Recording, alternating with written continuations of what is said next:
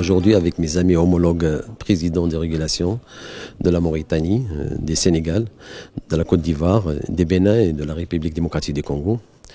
On a organisé ici à Fès, capitale spirituelle et carrefour des interconnexions culturelles entre autres, un grand et important workshop axé sur les interconnexions et le renforcement des interconnexions entre les pays africains. Certes que les interconnexions, ça va être porté par les gestionnaires de réseau et par les pouvoirs publics pour avancer, mais on est dans une démarche anticipative et proactive pour pousser davantage les gestionnaires de réseau pour réaliser effectivement et préparer un modèle, parce que l'idée en finale c'est préparer un rapport définitif avec tous les régulateurs qui préparent le modèle et préparent l'intérêt de ces interconnexions qui sont d'une part vont servir pour la sécurité d'approvisionnement en énergie électrique, d'autre part favoriser tout le potentiel d'énergie renouvelable dont on regorge la région.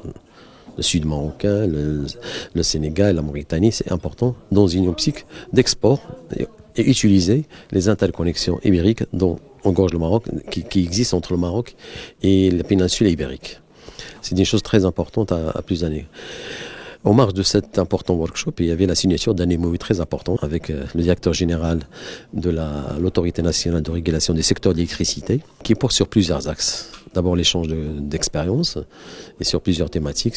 Nous avons signé donc un mémorandum d'accord entre l'ANRE et nous, donc ANRE ici, et pour renforcer donc les relations entre les deux régulateurs du secteur, donc c'est l'électricité, du Rhum, du Maroc et de la Côte d'Ivoire. Et cet accord-là porte sur des volets techniques, des échanges techniques, des échanges sur les pratiques juridiques et aussi donc sur l'aspect financier. C'est partager donc les expériences. Les régulateurs se prononcent sur tout ce qui est planification et développement, c'est l'énergie dans nos pays. Les régulateurs se prononcent sur tout ce qui est équilibre dans les flux physiques, donc sur le plan technique.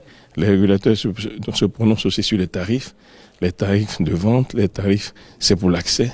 Donc toutes ces choses-là. Et puis les régulateurs aussi se prononcent sur la planification, sur la vision, sur les perspectives de l'énergie dans nos pays. Et donc nous avons besoin donc de partager donc des expériences avec le Rhum du Maroc qui a réussi son développement donc énergétique et la Côte d'Ivoire qui est sur la bonne voie.